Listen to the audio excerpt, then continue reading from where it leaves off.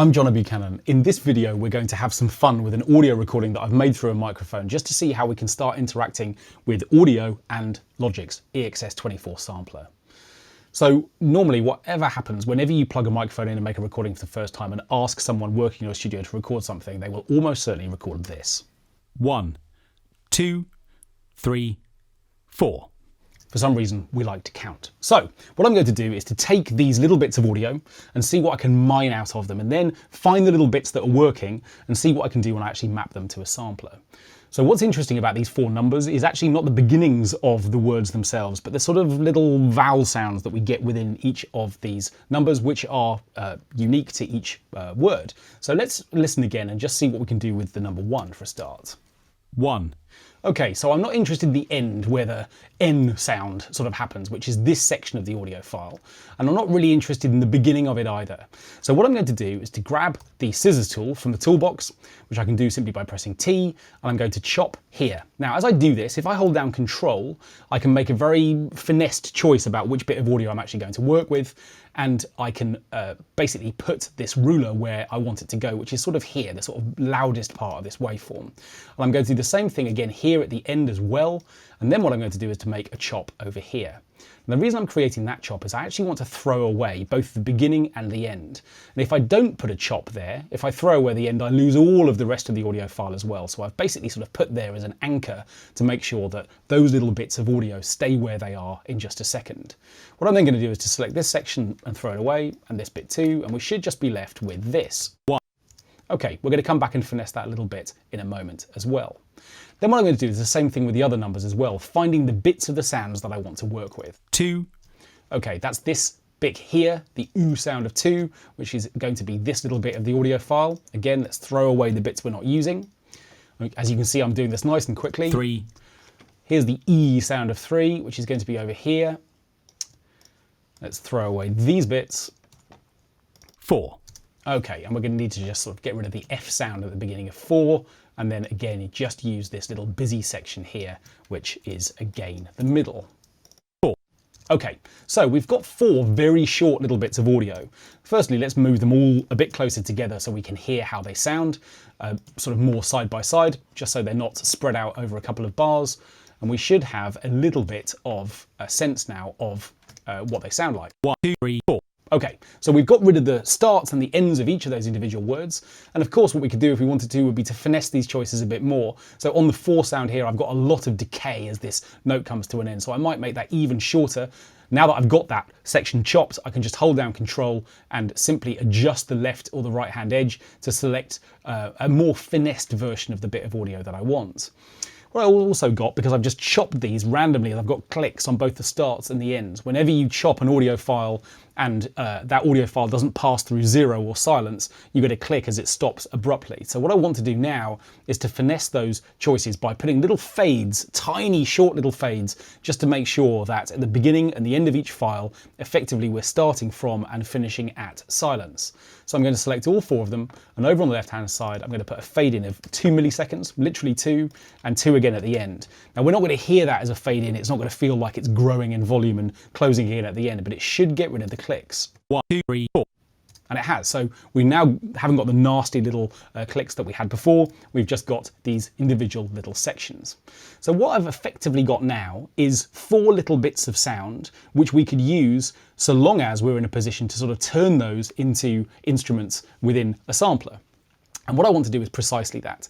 I want to take these 4 separate regions and have them mapped to the keyboard so that I can decide exactly how I want them to play back. So I'm going to select all 4 of them. And then what I'm going to do is to press Control and click on any of them.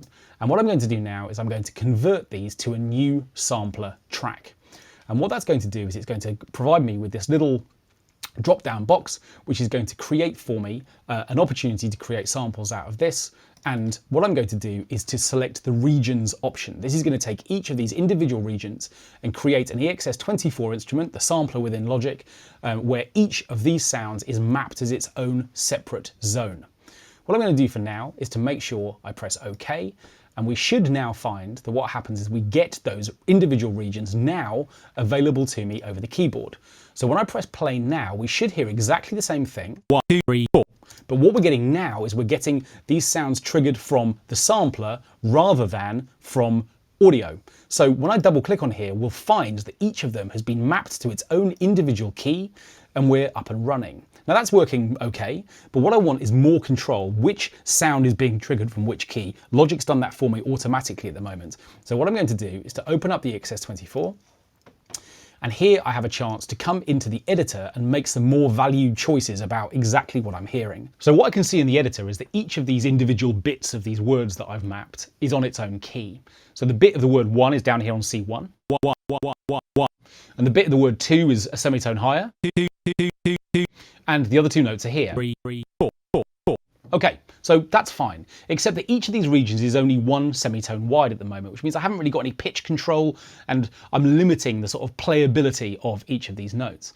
So what I'm going to do instead is to assign each one to its own octave. At the moment you can see that I've got some crucial pieces of information which allow me to think about mapping. First of all, I've got what's called the key note, the note on which this sound plays back at its original pitch and speed.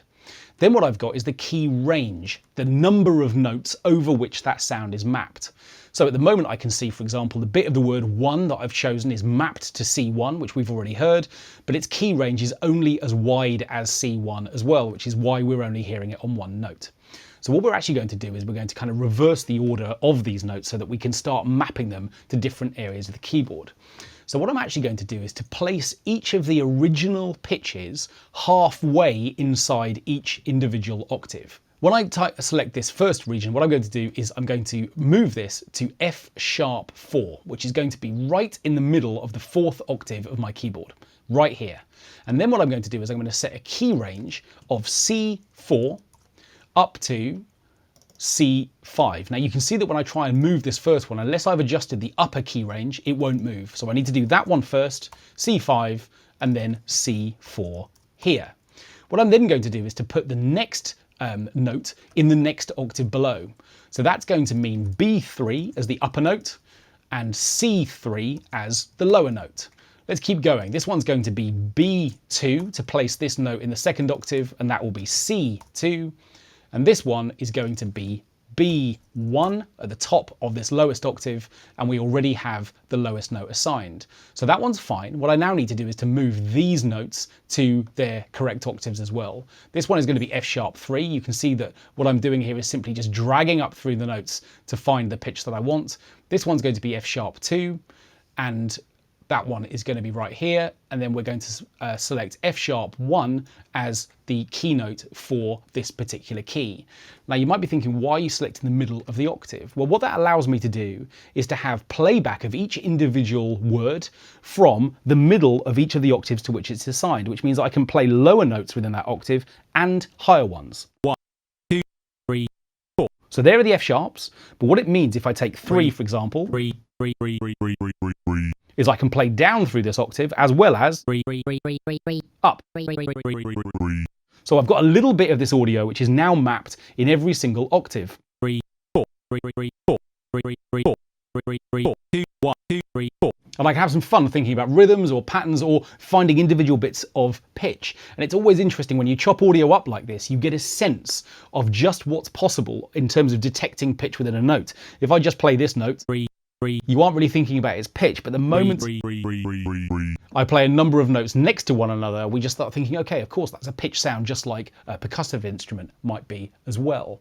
So now that I've actually got these set up, what I can also do is to think a little bit about how I could use the ESX24 interface to further enhance the way that this sound behaves. So now that I've got my mapping sorted, I'm going to press close. I'm going to save this change so that it becomes part of this instrument. And actually, you'll possibly have noticed that even though we applied those little fades in real time to the audio file, they haven't been imported along with those sounds as they've come in. So I've got those little clicks at the beginning of the note that I wanted to get rid of. How might I get rid of those now that I've got a MIDI instrument rather than an audio instrument?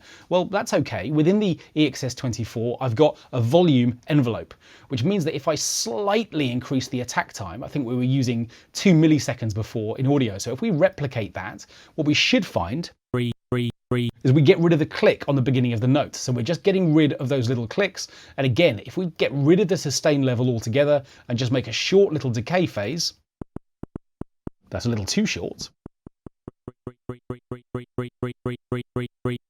We can control this sound, but lose the click on the end. Okay, so that's good. What we can also do is we can start thinking about how we might process this sound in other ways. We could turn the filter on. We can obviously adjust volume. Here I've got control over whether or not velocity is going to be responsive. At the moment, if I play quiet notes, we get a quiet response, and if I hit them a bit harder, we get a louder note, but I can reduce that and make them all the same volume if I want to. So they all get a little bit louder, and of course, just like if it were an audio file, I can also think about applying some effects or putting this sound into, for example, a reverb so that we get a little bit of space around the sound, and we've got something that becomes a bit more like an instrument. So you can see that even from the most basic audio recordings, which is where we start in this video, just recording the thing that everyone records when they first plug in a microphone, what we've done is to chop those recordings up, selected little bits of them, and we've then taken those into Logic's ESX24 sampler.